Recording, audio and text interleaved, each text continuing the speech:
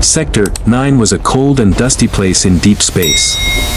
Here, humans lived in silence, always hiding from the shadows. The most feared of all were the Korgar. Giant warriors in black armor who never showed mercy to anyone.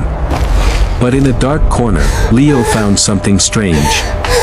A small Korgar child, crying all alone in the dark. Leo didn't see a monster. He knelt down and offered his favorite glowing space car toy to the lonely child. The alien took the toy, but Leo's father pulled him away in terror. He knew the Korgar would not be happy. That night, the alarm screamed. 500 Korgar warships appeared in the sky. They were coming for Leo. The space station known as Sector 9 was a cold, dark, and dusty place. It was a giant metal city floating in the deep silence of space. Here, hundreds of different alien species lived together, but they were not friends. People did not smile at each other in the hallways. They did not talk unless they had to. Everyone lived in fear, especially the humans. Humans were the newest and weakest race in the galaxy. They had no big weapons or super strength. They survived by staying quiet and staying out of everyone's way.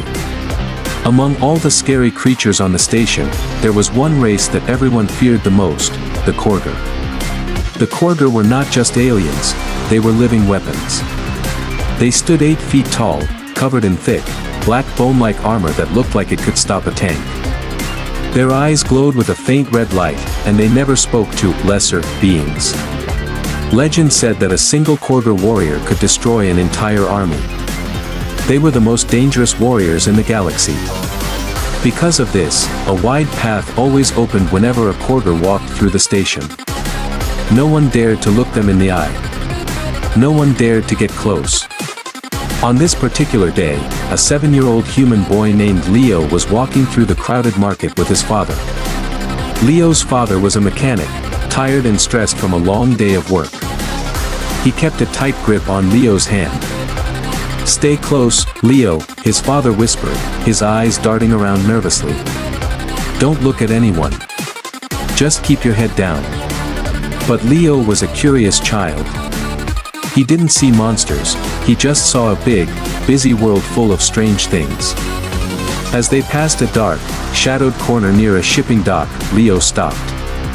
His father didn't notice at first and kept walking for a few steps. In that dark corner sat a small figure. It was a Korgar child. He was much smaller than the adults, but he still had the same dark armor and glowing eyes. However, the glowing eyes were dim. The alien child was curled into a ball, his shoulders shaking. He was crying.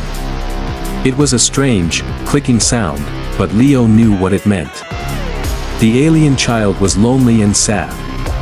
To the rest of the station, this was a monster in training. To Leo, this was just another kid who was having a very bad day. Leo looked down at his hands. He was holding his favorite toy, glowing space car.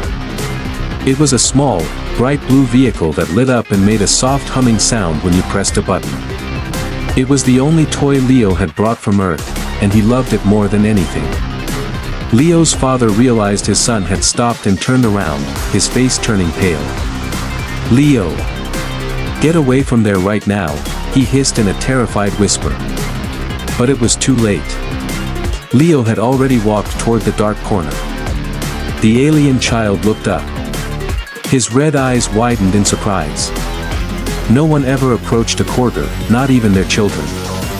The alien boy let out a small, defensive growl, but Leo didn't run away. Instead, Leo knelt down on the dusty floor. He didn't say a word. He simply reached out and placed his glowing space car on the ground between them.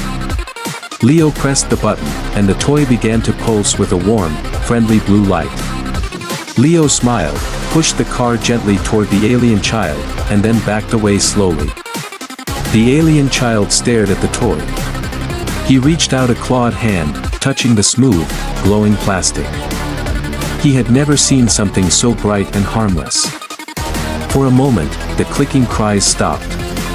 The alien child looked at Leo, and for the first time in the history of Sector 9, a human and a Korgar shared a moment of peace.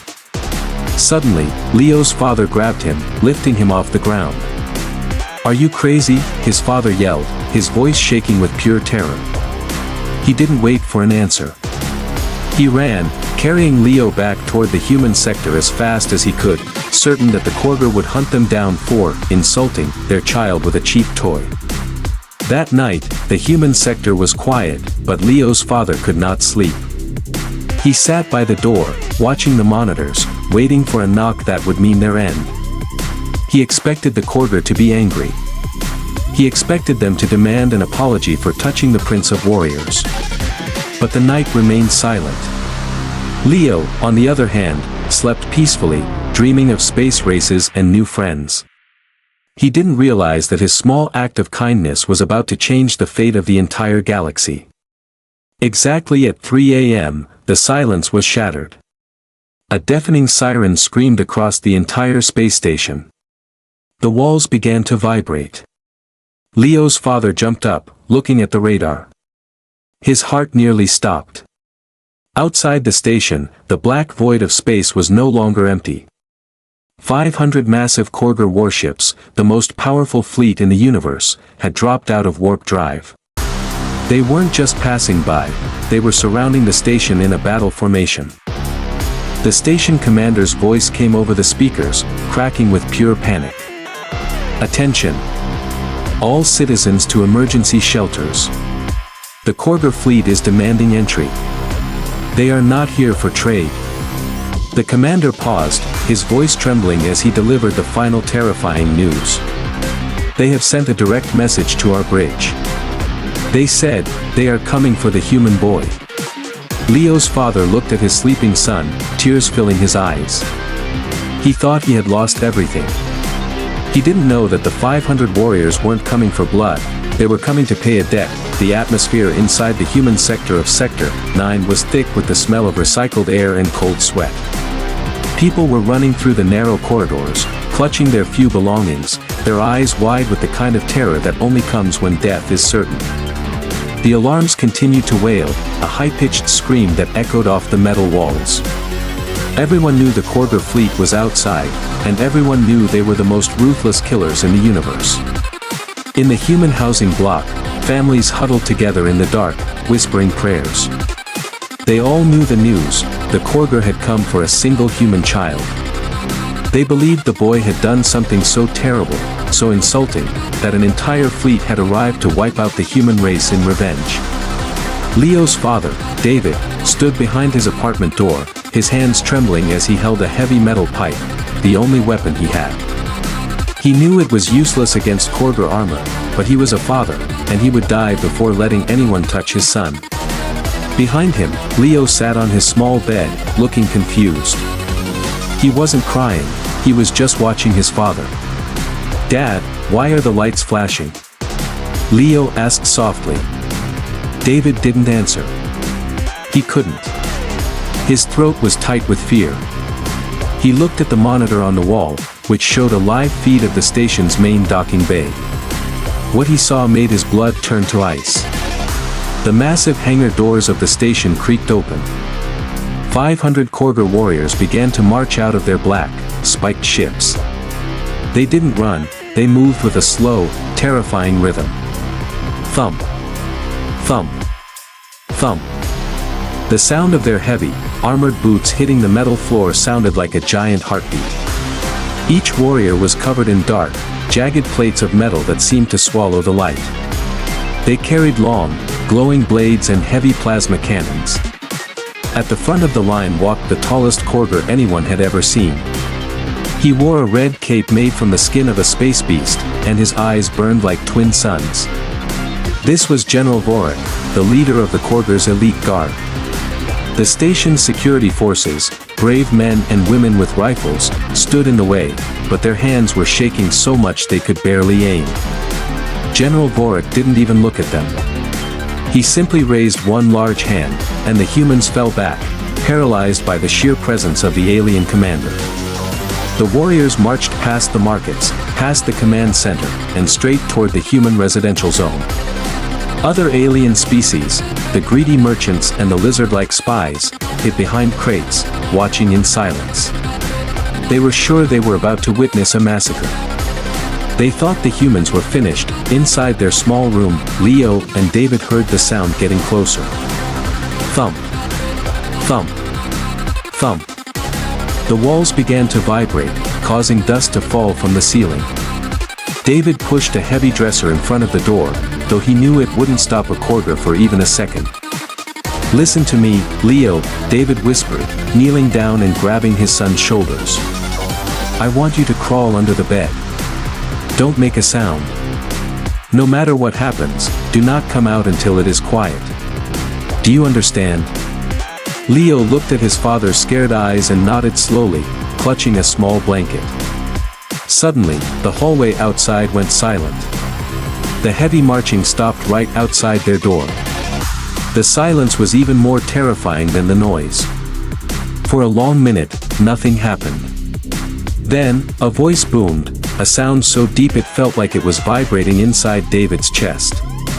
It wasn't a scream or a growl, it was a formal, ancient-sounding language that the station's translator computer struggled to turn into English.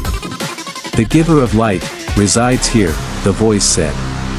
It was General Vorak. With a massive boom, the door didn't just open, it flew off its hinges, hitting the far wall with enough force to dent the metal. David stood his ground, raising his metal pipe, his breath coming in short, jagged gasps. General Vorak stepped into the small, cramped room, his massive frame nearly touching the ceiling. He looked down at David, then his glowing red eyes scanned the room until they landed on Leo, who was peeking out from under the bed. The general's hand moved toward the hilt of his massive sword. David screamed and lunged forward, but a second Korgar warrior grabbed him by the shirt and held him against the wall like he was a feather. General Vorak walked toward the bed. He reached down with his massive, clawed hand. David closed his eyes, waiting for the sound of a struggle, waiting for the end. But instead, he heard a soft clink. He opened his eyes and saw something impossible. General Vorak had placed a small, golden box on the floor.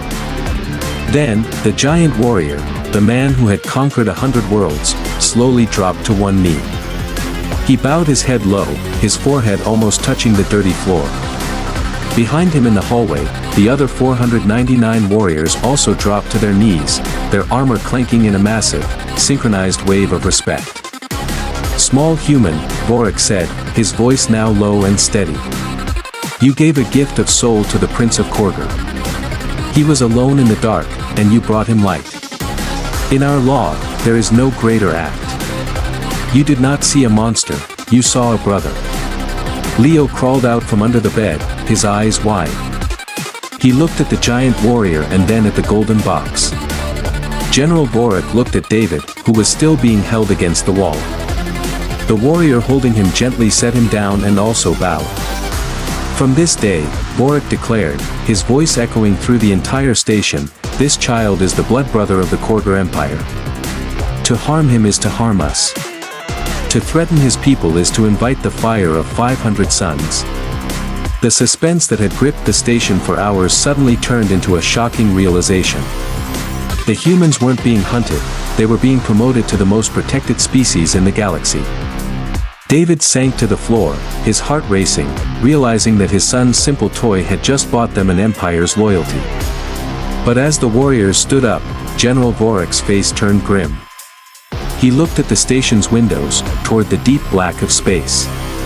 "But be warned," Vorak whispered. "Others have seen our ships. They know the prince has a friend. And the enemies of the Korgar will soon come to test the strength of this new bond." The news of the Korgars kneeling spread through the space station like a wildfire in a dry forest. In the high-end lounges where the rich and powerful aliens gathered, the screens showed the same image over and over, 500 of the galaxy's most terrifying warriors bowing to a small, messy-haired human boy. For centuries, the Korgar had been known as the end of worlds. They were a race that only understood strength, war, and conquest. To see them show such deep respect to a weak human was something no one could explain. The atmosphere on Sector 9 changed instantly. The humans, who were once ignored or bullied by the larger, meaner alien races, were now looked at with a mixture of intense fear and extreme jealousy. No one dared to even walk on the same side of the hallway as a human anymore, fearing that a single wrong look might bring a Korgar blade to their throat. However, the Korgar did not leave after their declaration. They didn't just fly away into the stars. Instead, they took over the entire human sector. They didn't do it by force, but by presence. Two massive warriors stood outside Leo's front door at all times, their glowing red eyes scanning everyone who passed by. They didn't eat, they didn't sleep, and they didn't speak. They stood like silent metal statues, guarding the blood brother of their prince. The rest of the 500 warriors began patrolling the docking bays and the market areas where humans worked. The human colony, which used to be the poorest and most broken part of the station, suddenly became the safest place in the galaxy. But this new protection came with a heavy price. The rest of the galaxy was starting to watch with narrow, hateful eyes. Deep in the lower levels of the station, in the smoky corners where the syndicate met, a different kind of conversation was happening. The syndicate was a group of insect-like aliens called the Skith, who controlled the illegal trade of the sector. They had always used humans as cheap labor, treating them like trash. Now, their business was failing because the Korgar were everywhere. The leader of the Skith, a creature with many clicking legs and 4 black eyes, hissed in anger. To them, the Korgar's love for a human was a weakness. They believed that if they could kidnap the boy, they could force the Korgar to do whatever they wanted. They didn't realize that the Korgar didn't just like Leo, they considered him a part of their very soul. But greed makes people do very stupid things, and the Skith were very greedy. While the shadows plotted, Leo's life became very strange. He wasn't allowed to go to the park or play in the common areas without a giant armored shadow following him. One afternoon, while Leo was sitting on a bench, the Korgar prince, the small alien he had given the toy to, appeared. The prince was wearing a royal black cape and carried a small, silver sphere. He sat down next to Leo, and for the first time, he spoke. The voice was metallic and strange, coming from a translator on his neck. "The toy, it hums at night," the prince said slowly. "It reminds me that the dark is not always empty." Leo smiled and showed the prince how to make the car go faster. It was a beautiful moment of friendship, but it was being watched by hidden cameras. The Skith were recording everything, looking for a moment when the guards might be distracted. The suspense reached a breaking point during the night of the long eclipse, a time when the station's power was lowered to save energy. The lights dimmed, and the hallways became filled with thick shadows. Suddenly, the station's main computer began to malfunction. The doors to the human sector, which were supposed to be locked tight, began to slide open and shut on their own. The Korgar guards at Leo's door sensed something was wrong. They unsheathed their glowing swords, the blue light cutting through the darkness. But the enemy wasn't coming from the hallway. The Skith had used their small, thin bodies to crawl through the ventilation shafts. Above Leo's bed, the metal vent cover began to unscrew silently. Just as a thin, clawed hand reached down from the ceiling toward the sleeping boy, the room went ice cold. One of the Korgar guards outside didn't wait for a signal. He didn't need to see the enemy, he could smell the fear and the greed. With a roar that shook the entire floor, the guard smashed through the wall of the apartment, his sword swinging in a wide arc. But the Skith were prepared. They threw a gravity bomb at the guard's feet, pinning him to the floor with the weight of 1,000 tons. More Skith dropped from the ceiling, their eyes glowing with a hungry light. They grabbed Leo, who woke up screaming, and began to pull him toward the vents. Outside the station, something even more terrifying was happening. The 500 Korgar warships suddenly turned their weapons toward the station itself. General Vorik's voice boomed over the emergency channels, but it wasn't a message of peace anymore. It was a promise of destruction. "Someone has laid a hand on the child," Vorik growled, and the sound was like grinding stones. "If he is not returned in 1 minute, we will turn this station into dust and everyone on it into memories." The human colony realized with horror that they were now caught between a group of kidnappers and a fleet of warriors ready to burn everything down to save one boy. The 60-second countdown began, and it was the most terrifying minute in the history of Sector 9. The giant screens in the station's plaza turned bright red, flashing the numbers in a cold, rhythmic beat. Outside the thick glass windows, the 500 Korgar warships began to glow. Their weapon systems were charging up, sucking the light from the stars around them. Inside the station, the air grew heavy with fear. The station commander was on his knees in the control room, begging General Vorik for more time, but the general's face on the screen was like a mask of cold stone. He didn't want excuses, he wanted the boy. To the Korgar, the kidnapping of a blood brother was a declaration of war against their entire race. Down in the dark, narrow ventilation pipes, the Skith kidnappers were moving fast. Their many legs clicked against the metal as they dragged Leo through the shadows. Leo was small, but he was fighting back, kicking and screaming, trying to grab onto anything he could reach. One of the Skith hissed, a sound like steam escaping a pipe, and pressed a cold, clawed hand over Leo's mouth. They were heading for a secret escape pod in the lower docks, hoping to sell Leo to a distant empire that would pay billions to study a human who had tamed the Korgar. They thought they were being clever, but they didn't understand the Korgar's technology. The Korgar didn't just track heat or sound, they could track the soul bond of the gift Leo had given. Back in the apartment, David, Leo's father, was not sitting still.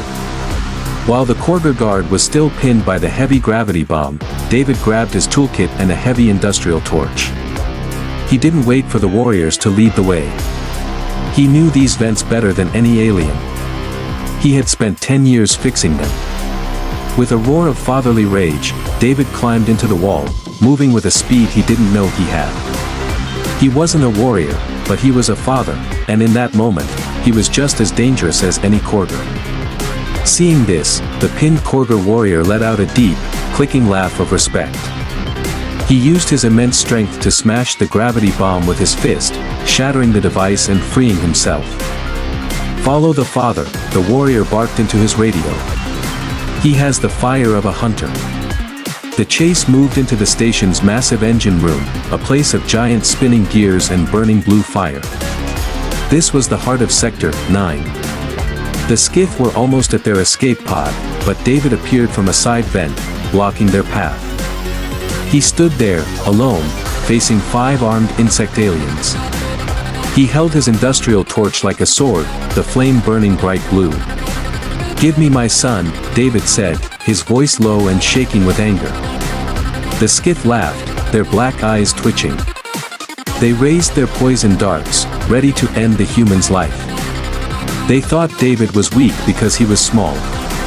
They didn't see the giant shadow growing behind him. Suddenly, the thick metal ceiling of the engine room exploded downward. General Vorik himself dropped from the upper levels, landing like a meteor. The ground cracked under his boots. He didn't use a gun. He simply walked forward, and the heat coming off his armor was so intense the Skith began to back away in terror. "You chose the wrong prey," Vorik growled. One Skith tried to fire a dart, but Vorik moved faster than the eye could see. With one swing of his massive hand, he sent the alien flying across the room, smashing into a metal pillar. The other Skith panicked and dropped Leo, turning to run toward their pod. But there was nowhere to run.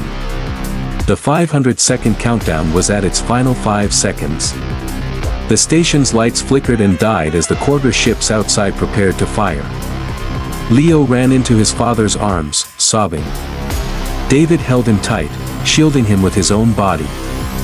General Vorik looked at the father and son, and then he looked at his wrist. "Come, stop the strike," he commanded. "The light has been recovered." Outside, the 500 warships powered down their weapons at the very last second. The red warning lights on the station turned back to a calm white. The station was safe, but the message had been sent to every living being in the galaxy: humans were no longer alone. As the Korgar warriors surrounded the area, capturing the remaining Skith, General Vorik walked over to Leo. He reached into his belt and pulled out the small, glowing space car toy that Leo had given to the prince. It had been dropped during the struggle. Vorik knelt down, his massive armor clanking, and gently handed the toy back to Leo. A warrior must always keep his weapon close, Vorik said with a strange, alien smile. And a brother must always keep his heart safe. But even as they celebrated, a new sound began to echo through the station's sensors. A massive fleet of ships, twice the size of the Korgar fleet, was entering the system. They were the Swarm of the Void, the ancient enemies of the Korgar, and they had come to see if the rumors were true. They had come to kill the boy who had united the galaxy's greatest warriors. The sky outside Sector 9 was no longer black. It had turned into a terrifying sea of silver and gray. The Swarm of the Void had arrived. They were not like the Korgar, who fought with honor and pride. The Swarm was a hive mind of billions of small, insect-like ships that moved together like a giant, hungry cloud. They didn't care about beauty, or toys, or friendship. They only cared about consuming resources and destroying anything that stood in their way. For thousands of years, the Korgar and the Swarm had been at war, but the Swarm had never dared to attack a Korgar fleet this large, until now. They had sensed a change. They believed that by protecting weak humans, the Korgar had become soft and vulnerable. The Swarm had come to prove that kindness was a mistake. Inside the station, the atmosphere was thick with the sound of preparation. The Korgar warriors were sharpening their blades and loading their heavy cannons, but for the first time, they looked at the humans not as pets, but as allies. General Vorik stood in the center of the command deck, his eyes fixed on the massive silver cloud approaching on the monitors.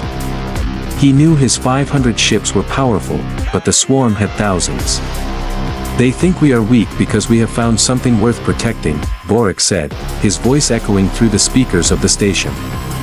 They think the humans are a burden. Today, we will show them that a human's heart is the greatest weapon in the galaxy. But even with his brave words, the situation looked grim. The Swarm was closing in, and their first wave of boarding pods was already hitting the station's outer hull with the sound of thunder. Leo's father, David, realized that the Korgar's heavy armor and giant swords were perfect for open battle, but they were too big for the narrow, twisting maintenance tunnels where the Swarm was now breaking in. The Swarm's soldiers were small, fast, and could climb on walls. If they reached the life support systems, everyone on the station would die. David gathered a group of human engineers and miners. They didn't have armor or glowing swords, but they had something else, knowledge of every wire, pipe, and secret door in Sector 9. The Korgar are holding the front door, David told his team, his voice steady despite the sweat on his face. But we have to protect the heart of this station. We are humans. We build things, and we sure as hell know how to break them. The battle began with a blinding flash of light.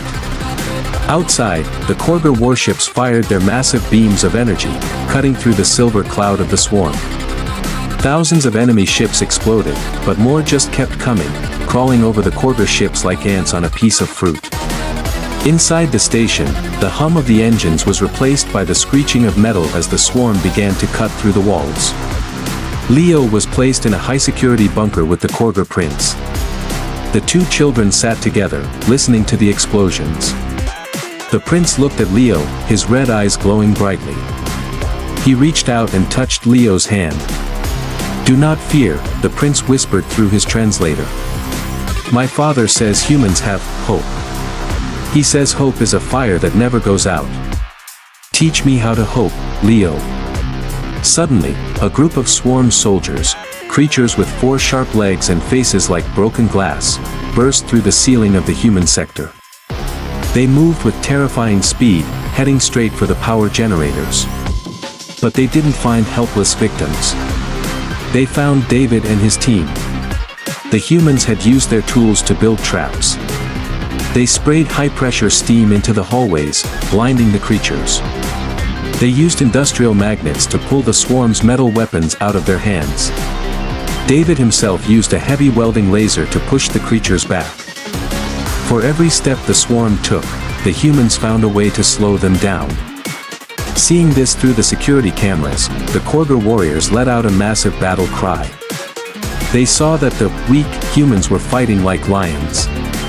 Inspired, the Korgar fought with a new, wild energy, realizing they weren't just protecting the humans, they were fighting with them. The suspense reached a fever pitch as the Swarm's Queen ship, a vessel the size of a moon, moved into position. It began to charge a planet cracker beam, a weapon that could destroy the entire station and every Korgar ship in one shot. The Korgar fleet was pinned down, unable to get close enough to stop it. The humans in the control room watched the timer, 3 minutes until the beam fired. General Vorik growled in frustration, his ships blocked by a wall of enemy bodies. It seemed like the end. But then, Leo, sitting in the bunker, remembered his toy car. He remembered how it hummed and how it could be controlled by a simple remote. He looked at the Korgar prince. "I have an idea," Leo said. "But I need your help to reach the big computer." The two children escaped the bunker, using the small air vents that only kids could fit into. While the giant warriors were fighting in the halls and the ships were exploding in space, the two smallest heroes were crawling through the dark, carrying a modified version of Leo's glowing toy. David had taught Leo how the station's long-range transmitters worked. If they could get the toy's signal into the Queen ship sensors, they might be able to confuse its targeting system. They reached the main antenna room, but the door was blocked by a swarm soldier that had been left behind. The creature turned, its glass-like face reflecting the two children. It raised a sharp, silver blade. Leo and the prince were trapped. The timer for the planet cracker beam hit 60 seconds, the swarm soldier stood between the two children and the station's main computer, its glass-like body reflecting the red emergency lights of the room. It let out a sound like breaking ice and raised its sharp, silver blade to strike. Leo's heart was hammering against his ribs, but he didn't run. He remembered what his father told him, humans might not have the strongest muscles, but they have the fastest minds. As the creature lunged forward, Leo didn't use a weapon. He grabbed his glowing space car and smashed the strobe light button, a feature meant to entertain kids on Earth. The toy exploded with a blinding, flickering white light that filled the dark room. The swarm soldier, a creature born in the pitch-black void of space, shrieked in pain. Its sensitive eyes couldn't handle the brightness. While the monster was blinded, the Korgar prince showed why his race was feared. Even though he was just a child, he moved with the instinct of a warrior. He tackled the creature's thin legs, knocking it off balance. Leo didn't waste a second. He scrambled past the struggling monster and reached the main transmitter console. The planet cracker beam on the Queen ship was now at 95% power. The entire station began to moan as the gravity around it started to warp. Leo saw the slot for the station's data drive. He didn't have a code or a key, but he had the toy. The toy's internal battery was made of a rare earth crystal that vibrated at a very specific frequency, the same frequency David had used to sync the station's internal sensors. Leo jammed the toy's power cable into the transmitter port. "Prince! Now!" Leo shouted. The Korgar prince understood. He let go of the blinded soldier and slammed his heavy armored fist onto the broadcast button. The signal of the glowing space car, a simple, happy hum of a human toy, was amplified by the station's massive antennas and blasted directly at the swarm's Queen ship. The swarm's hive mind was built on complex, cold logic. When the warm, chaotic signal of the human toy hit their sensors, it acted like a digital virus. The Queen ship's computers couldn't understand the noise of kindness and play. The targeting systems began to spin wildly. The 100% charge was reached, but instead of hitting the station, the planet cracker beam fired in the wrong direction, slicing through the swarm's own fleet and destroying hundreds of their ships in a massive explosion of silver fire. The shockwave from the misfired beam shook the Queen ship to its core. Seeing the opening, General Vorik didn't hesitate. "All ships! Spear formation! Break their heart," he roared over the comms. The 500 Korgar warships, seeing their blood brother had saved them, flew into the smoke with legendary fury. They didn't just fire their guns, they used their ships as rams, smashing into the Queen's ship's engine core. A second later, the sky outside Sector 9 turned into a second sun. The Queen's ship exploded into 1 billion pieces of scrap metal. The remaining swarm ships, losing their hive mind connection, began to fly away in total confusion, disappearing into the dark corners of the galaxy. The war was over. The silence that followed was the most beautiful thing the people of Sector 9 had ever heard.